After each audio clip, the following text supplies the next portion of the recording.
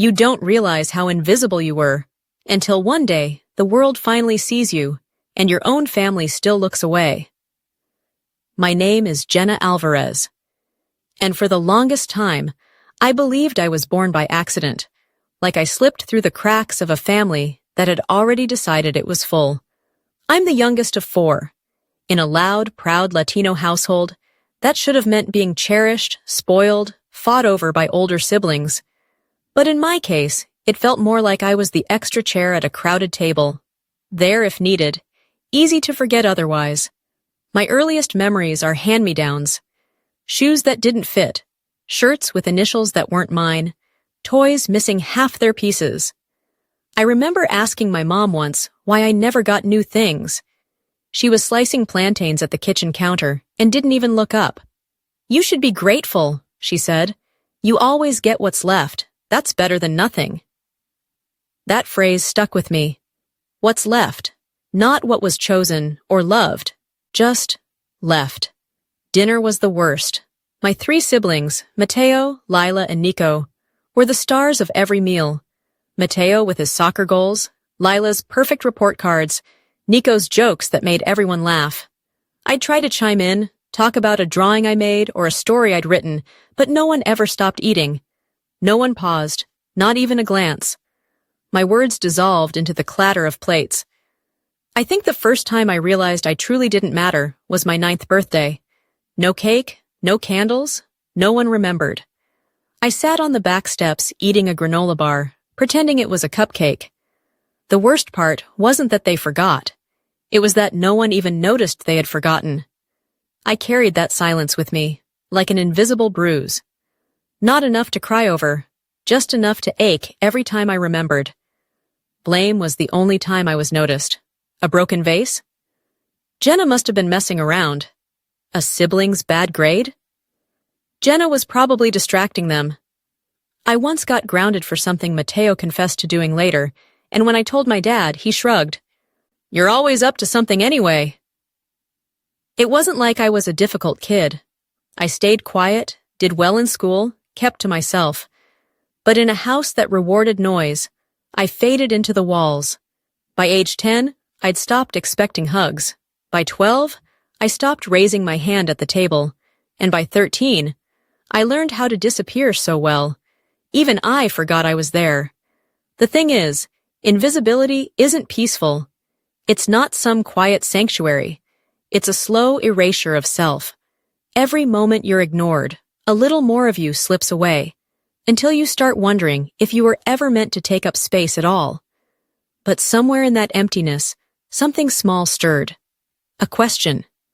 A quiet rebellion. What if being unseen didn't mean being unworthy? What if the world outside these walls could see me differently? I didn't know the answer then. I didn't know how or when, or even if I'd ever feel visible. But something inside me refused to stay invisible forever. And that tiny flicker of defiance would one day turn into something explosive. I found chemistry by accident. Literally. It was a rainy Tuesday in 10th grade. I was walking the long way to class, avoiding a group of girls who made a sport out of asking me if I owned real clothes. I ducked into the science wing and past an open lab door. Inside, a small group of students was huddled around a burner, and something about the glowing blue flame pulled me in like a secret I wasn't supposed to see. That day, our teacher introduced us to acid-base reactions. There were test tubes, colors changing like magic, tiny puffs of smoke. It felt like the world was finally making space for someone like me, not with words, but with reactions and formulas and the silent thrill of transformation. I fell in love. It wasn't loud, it wasn't dramatic. It was slow, certain, and private, like a seed sprouting in the dark. Chemistry gave me rules, logic, and answers when everything else in my life felt arbitrary or unfair. Molecules didn't play favorites. Reactions didn't care if you were the youngest child or the forgotten one. You mixed the right elements, and something happened. Every time. I started reading textbooks from the library. I borrowed old glassware from the school lab, begged my science teacher for scraps, and began setting up a lab in the corner of my bedroom. It was basic. vinegar, baking soda, litmus paper, a single burner I borrowed from the garage. And for the first time in years, I felt seen, if only by the fizz of a reaction and the pages of a worn-out chemistry manual. But home is never a vacuum. One night, while I was testing a reaction involving cabbage juice and lemon concentrate, the kitchen filled with this weird sour-sweet smell. My mom burst in. "Dios mío, Jenna, are you trying to blow up the house?" Before I could explain, my brother Nico showed up, phone already recording. "Look at this little meth lab," he laughed. "Breaking Bad, teen edition." He posted the video online. I didn't know until the next day, when kids in the cafeteria started calling me Walter Blanco. I wanted to disappear all over again. At dinner that night, no one asked why I looked like I'd been crying. My dad actually chuckled and said, "Well, if you're gonna burn the house down, at least make it worth something." The worst part wasn't the joke. It was the way that they all moved on. Like my humiliation was just another punchline in a family comedy I didn't sign up for. After that, I stopped experimenting at home, packed up my glassware, threw away my half-used notebooks. For a week, I didn't touch anything chemistry-related. Every time I looked at a periodic table, my stomach turned. It wasn't just embarrassment. It was grief. Like I'd lost the only thing that had made me feel alive. But just when I was about to give up entirely, someone unexpected pulled me back. Her name was Grandma Louisa. And it started with a cup of cinnamon tea and a quiet question. "Mijija, what happened to your spark?" Grandma Louisa's house always smelled like cinnamon, warm rice, and something softly baked that made you forget the world outside. After the whole meth lab incident, I started drifting there more often. I didn't ask. I just showed up, sometimes after school, sometimes after dinner. And she never asked why. She'd simply open the door, glance down at my too big backpack and tired eyes, and say, "You hungry, mijija?" She always had something ready. Empanadas, hot chocolate, fried plantains with sugar. But more than the food, it was the quiet that fed me. At home, everything was loud. Competing voices, slammed doors, someone always needing something. But at Grandma's, it was soft. The sound of wind through her lace curtains, the clink of 2 mugs on ceramic tile, the shuffle of her house slippers against the floor. It felt like my breathing slowed when I crossed her threshold. We never talked about my parents. Not directly, but she noticed things, like the way I flinched when her voice raised too fast, or how I hesitated before complimenting myself. She'd say things like, "You know, the world may not clap for you, but that doesn't mean you stop dancing." One night, I pulled out my chemistry notes while she was folding laundry. I expected the usual dismissive sigh I'd grown used to. Instead, she walked over, sat beside me, and pointed to a formula. "What's this one mean?" she asked. I blinked. "It's the structure of acetyl salicylic acid. Aspirin." "Looks like magic," she smiled. "Tell me more." And just like that, I found my voice again. From then on, I started bringing small experiments to her kitchen. Safe ones, color changes, pH tests with beet juice, simple extractions. She watched with a quiet fascination, occasionally scribbling notes in her spiral journal with large, looping handwriting. "Do you think the world needs more women like you in labs?" she asked one evening, watching purple liquid turn pink. "I think the world doesn't even know girls like me exist," I said. She didn't argue, she just nodded, then whispered, "Then it's time they find out." Those nights became our rhythm. I'd study, she'd watch. Sometimes we'd talk about the stars, or her childhood back in Puerto Rico. Sometimes we didn't talk at all. It was the first time in my life I felt seen, not because I was doing something remarkable, but because someone chose to see me anyway. She framed my first science fair ribbon and put it next to the old family photos. When I asked if she was sure, it was just second place, she said, "You're the only first that matters to me." When I got accepted into State University, she made arroz con leche from scratch and wrote me a card that said, "They might not have saved you a seat at the table, mi amor, but you can build your own." I cried when I read it, and when my parents told me they couldn't help with tuition, that it wasn't personal, that they were tapped out from paying for my siblings, I didn't fight. I didn't plead. I packed a small bag, walked to Grandma's, and she just opened the door like she'd been expecting me all along. No questions. Just a room. A blanket. A kiss on the forehead. "The world gets loud, mija," she whispered. "But your silence holds power too. Use it wisely." That fall, I started college. No safety net, no cheerleaders, just me, my books, and the quiet, steady love from a cinnamon-scented kitchen that had somehow become home. My acceptance letter arrived on a Wednesday afternoon, folded neatly inside a thin envelope with the State University logo stamped in blue. I opened it alone, standing outside our mailbox, the sun too bright for my tired eyes. "Congratulations," it read. Not just a word, a crack of light in a life built on shadows.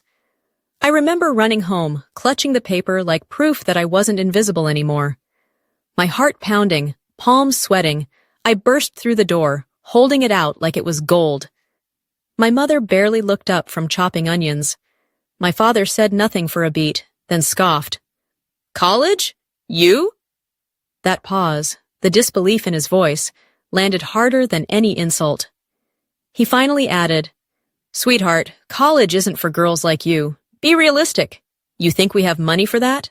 I tried to explain how I'd already applied for scholarships, that I wanted to major in chemistry, that I could work part-time, that it mattered, but he waved me off like I was begging for concert tickets.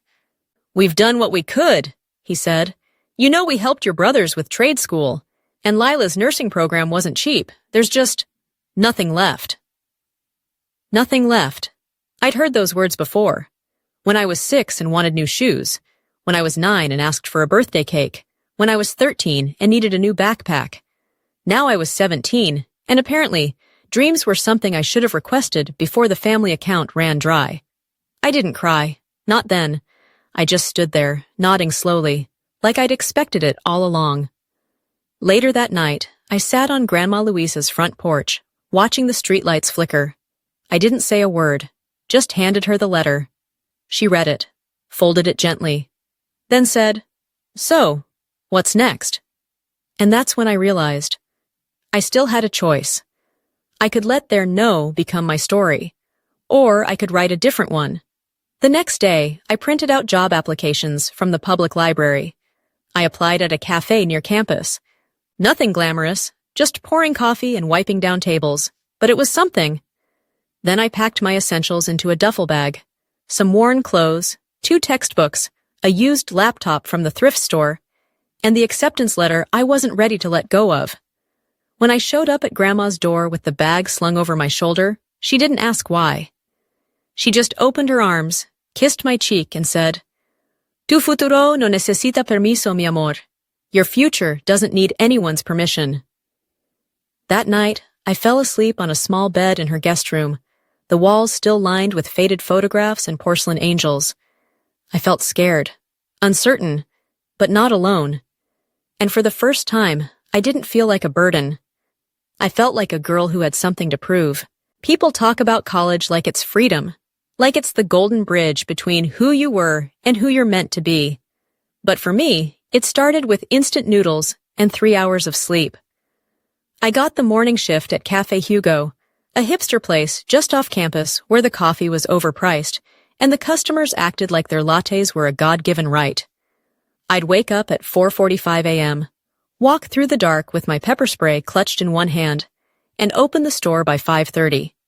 By 7, I'd already be 2 blisters in and soaked in the scent of burnt espresso. After classes, I'd head straight to the library, not because I was studious, but because it was warm, quiet, and the only place I could sit without needing to buy anything. I'd study until closing, take the last bus back to Grandma Luisa's, heat up whatever leftovers she tucked into Tupperware for me, and fall asleep with my head on a chemistry textbook. Sometimes I didn't even make it to the bed. Everyone else seemed to be thriving. Sorority girls in their coordinated hoodies, guys with monogrammed backpacks, and time for gym selfies. They had energy, confidence, AirPods. I had a knockoff backpack, shoes with peeling soles, and a quiet fear that maybe I didn't belong. Imposter syndrome doesn't announce itself. It creeps in slowly. Every time I didn't understand a lecture, every time I overheard someone talking about their parent being a doctor or scientist, every time I looked around and couldn't find a single face that looked like mine. One afternoon, I got a D on a pop quiz. It gutted me. Not because I hadn't studied, I had, but because I'd stayed up until 3 a.m. working the closing shift, and my brain felt like mashed potatoes by the time I sat for that test. I cried in the bathroom. Quiet, angry tears. Not because of the grade, but because I felt like maybe my dad had been right. Maybe girls like me weren't meant for college. But something in me, probably Grandma's voice echoing from somewhere deep, whispered, "You didn't come this far to break now." So I swallowed the tears, reread the chapter, and showed up again the next day. That week, after class, I stayed behind to ask a question. Dr. Charles Levin, my chemistry professor, looked up from his papers. "You're Jenna Alvarez, right?" I nodded. "I've been watching your work. You've got good instincts. You're behind on some concepts, but your lab notes? Impressive." I blinked, caught off guard. "Thank you. I'm trying." He smiled, but not the kind that says, "Good job." It was the kind that said, "I see you. You ever considered doing a work study?" My heart thudded. "Like, for money?" "Partially, but also for experience. I need a lab assistant, and the library needs help with cataloging. It's part-time. Won't make you rich, but it might give you more structure, and less espresso burns." I laughed, probably more than the joke deserved. "Think about it," he said, handing me a small flyer with the program details. "The science department could use a little more grit." That night I brought the flyer home and showed it to Grandma. She didn't say much, just poured me a cup of hot tea and smiled like she already knew this moment would come. I accepted both roles the next morning. I still worked hard, still ate ramen, still doubted myself on bad days. But now I had a key to the lab, and more importantly, I had a foot in the door. The project started with a question. It wasn't assigned. No professor suggested it. It came during a late-night shift at the lab, when I was scrubbing glassware and half listening to a podcast about pollution in local rivers. A researcher mentioned how traces of pharmaceuticals were showing up in fish, antidepressants, birth control, even chemotherapy agents. My hands froze.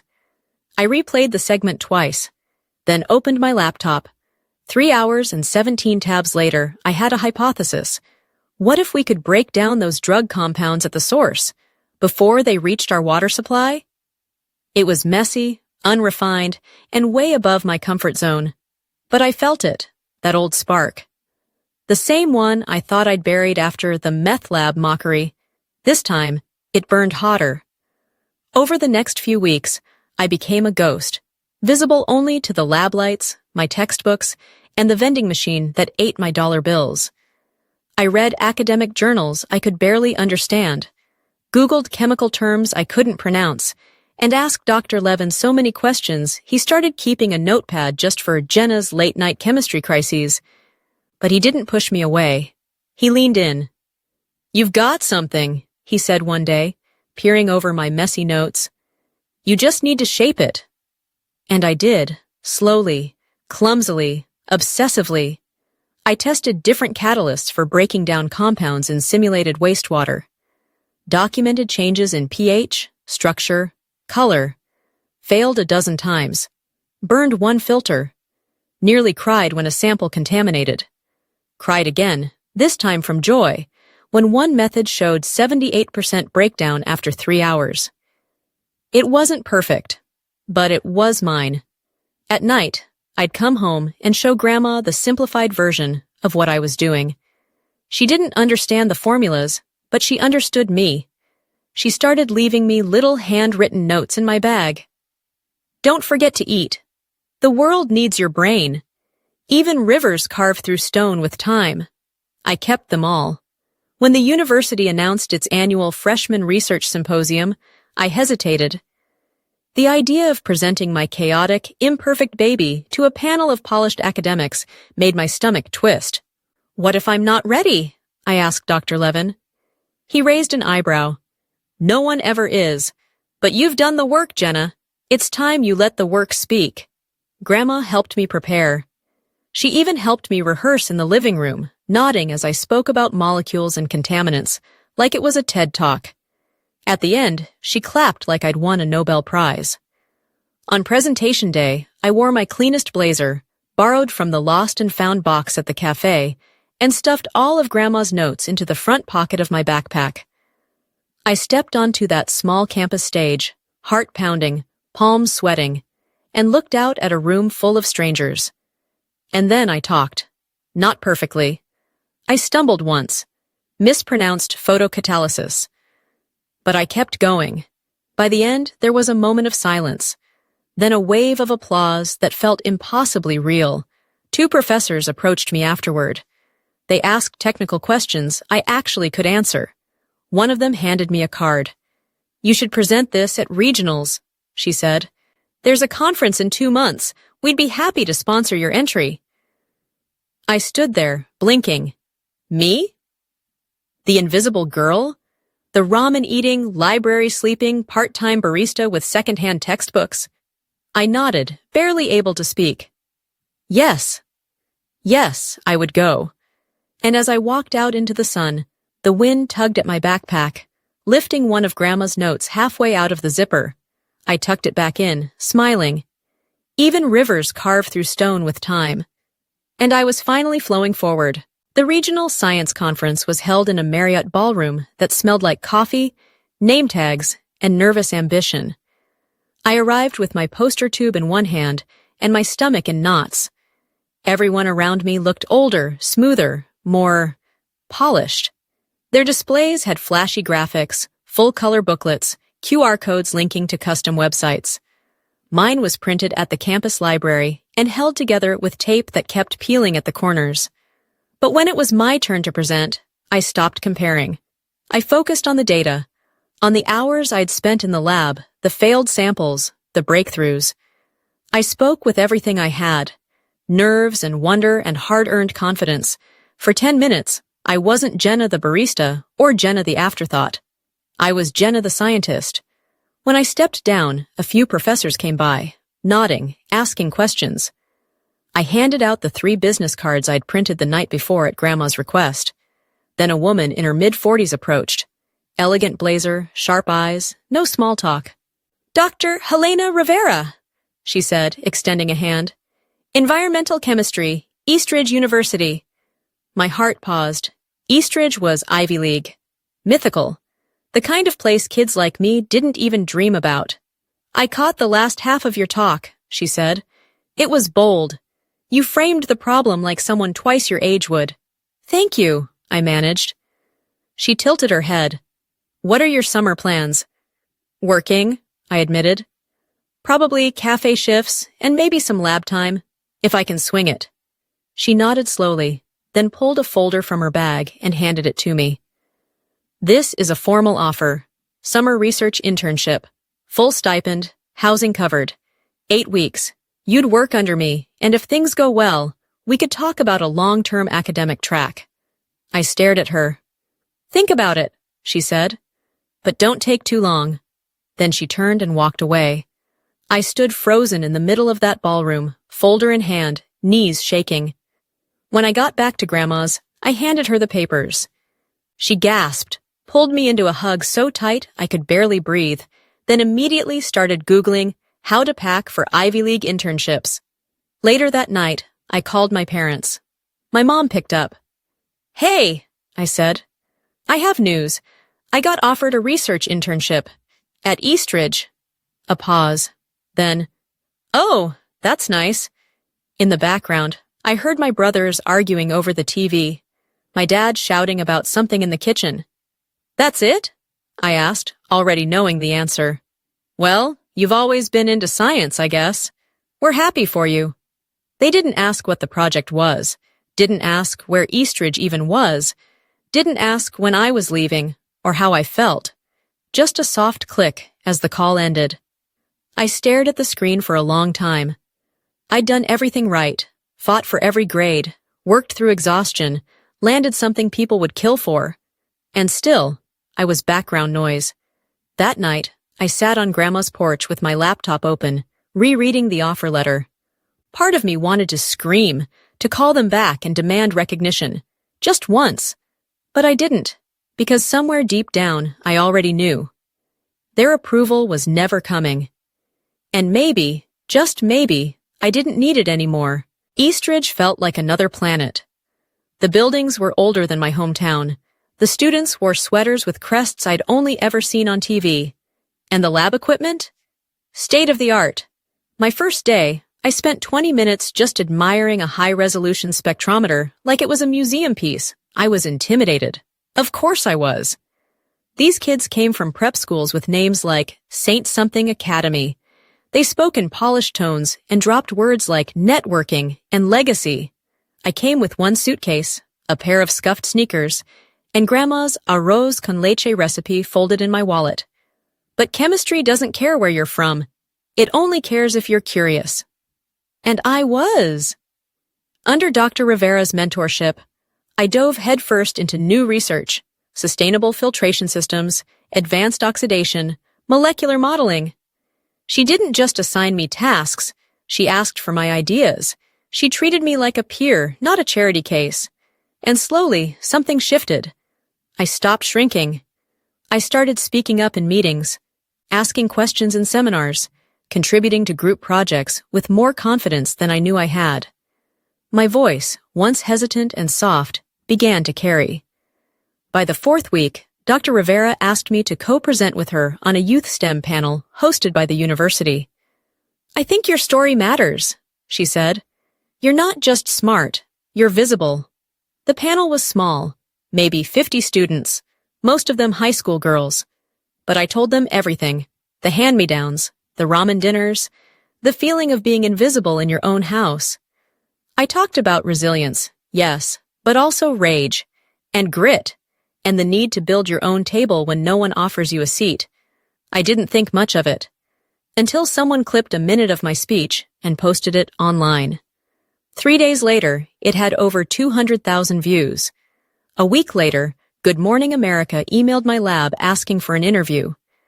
I blinked at the subject line for a full minute before forwarding it to Dr. Rivera with the words, "Is this real?" Apparently, it was. Suddenly, I wasn't just Jenna the intern. I was Jenna Alvarez, Underdog scientist. Articles popped up on news blogs. A local TV station ran a story titled, "From Cafes to Conferences, How One Latina Student Beat the Odds." My inbox filled with messages from teenage girls, some from small towns like mine, some from inner cities, most of them brown and brilliant and unsure if they belonged. "You made me believe I could do it too," one wrote. I cried reading that one. I'd never set out to be anything more than a student, but now I was being asked to mentor, to speak, to represent something bigger than myself. I joined a nonprofit as a volunteer mentor for Latina high schoolers interested in STEM. Every week, I hopped on video calls, offering college advice, study tips, or just a listening ear. They didn't care if I didn't have it all figured out. They just needed someone who looked like them to prove it was possible. One of them, Paish, a 15-year-old named Marisol, said, "You're the first scientist I've ever seen with hoop earrings." We laughed, but something in my chest cracked open. I used to hide those parts of me, my voice, my culture, my story. Now, they were the reason people listened. I wasn't invisible anymore. But more importantly, I was making others visible too. I hadn't been home in almost a year. Between classes, research, and speaking engagements, I always had an excuse. But the truth was simpler. I didn't want to go back to a house where I once learned to feel small. Still, Grandma asked if I'd join her for Thanksgiving. "Just dinner," she said. No expectations. So I did. I wore the same thrifted blazer from the symposium, now a little looser from skipped meals and long nights. I brought pie. I rehearsed my smile in the car. The house hadn't changed. Same squeaky front step. Same fading family photos in mismatched frames. Same tension in the air, thick and familiar. At dinner, my siblings argued over football. My mom moved between dishes like a server in a busy diner. My dad carved the turkey without looking at anyone. No one asked about Eastridge, or my research, or what it felt like to be featured in Scientific American. Until, halfway through the feast of mashed potatoes, my dad looked up and said, "So, you're famous now, huh?" He didn't say it with pride. He said it like a joke, like the punchline was me. Everyone chuckled politely and kept eating. I smiled, a small one, the kind that doesn't reach your eyes. That night I helped Grandma wash dishes. She didn't say anything, just handed me a towel and hummed an old song I didn't recognize. And in that quiet, something in me broke. Not dramatically, not loudly, just a soft fracture where hope had once lived. I'd spent years chasing the sound of applause from people who never even looked up, and finally, I was done chasing. 2 days later, I got a text from my mom. "I watched your speech. I didn't know we hurt you. I'm sorry." I stared at the message for a long time. Not because it wasn't enough, but because I didn't need it anymore. Still, I replied, "Thank you. I hope we can talk more someday." That was it. No long explanation, no guilt trip, no begging for what was never given. Just grace and distance. A few months later, my dad sent me a photo of a newspaper clipping about me. No caption, just the image and 3 words. "We're proud." And you know what? It didn't land the way I thought it would. It didn't fill me up. It didn't fix anything. But it didn't hurt either. I realized then I'd already built something stronger than their approval. I had mentors who believed in me, students who looked up to me, a grandma who saw me long before the world ever did. I had me. Whole. Without applause, without permission. Just enough. The morning of graduation, the sky was clear, the kind that makes you believe in fresh starts. I stood behind the stage, hands trembling slightly around a folded piece of paper, my valedictorian speech. I'd rewritten it 4 times. This version was the shortest, the truest. I didn't think I'd make it here, not when I was scraping change to buy coffee filters, not when I was being laughed at in my bedroom lab, not when I was told college wasn't for girls like me. But here I was, in a cap that didn't quite fit, in shoes I'd borrowed from a friend, about to speak to hundreds of students and families who didn't know my name until today. When they called me to the podium, I looked out at the crowd and found Grandma Louisa in the front row, beaming through tears. I took a breath and began. Sometimes being overlooked is the best kind of gift. The room quieted. Because when no one expects anything of you, you get to define everything yourself. When no one saves you a seat at the table, you learn to build your own. And when no one cheers you on, you learn to hear your own voice louder than the silence. I told them about the late nights, the ramen, the rejection, about Grandma's kitchen and lab coats with frayed sleeves, about the fire that grows not in spotlight, but in shadow. By the time I finished, the crowd rose to its feet. But what I remember most was Grandma, still seated, hand over her heart, whispering something I couldn't hear. After the ceremony, I was approached by an editor from a small publishing house. "We heard your story," she said. "We think the world needs to hear more." Within 6 months, I had a book deal. The following year, I launched Lucero, a nonprofit for underrepresented youth in STEM. Named after my grandmother's maiden name, it means bright star. We offered mentorship, grants, and, most importantly, visibility. Because I knew firsthand, brilliance doesn't always shine loud. Sometimes it flickers quietly in forgotten corners, waiting for someone to notice. With my first advance check, I bought Grandma a small cottage near campus, just big enough for a garden, a rocking chair, and a table where we could share arroz con leche on Sunday mornings. "Why so close?" she asked, laughing. "Because I need to hear your voice before my interviews," I said. "And because your cinnamon tea is better than therapy." We lived like that for years, her humming in the kitchen, me writing or working late, both of us orbiting each other with quiet gratitude. And then, one spring afternoon, I stood on another stage. This time, not as a graduate, but as the keynote speaker at Lucero's first scholarship ceremony. One by one, students came up to receive their awards. some grinned wide, some cried. Some, like me once, kept their heads slightly bowed, unsure they deserved to be there. The last girl was tiny, maybe 17, with oversized glasses and a name I recognized from every email she ever nervously sent. As I handed her the diploma, our eyes met. She whispered, barely audible, "Thank you." And I saw her. Not just her grades, not just her potential. Her. In her, I saw every version of myself, scared, stubborn, shining. I looked down at the bracelet on my wrist, a gift from Grandma years ago. A single word engraved in gold. Enough. I had chased so many things, grades, grants, glory. But in that moment, watching this girl step into her own light, I realized I had finally become what I once needed, and that was enough.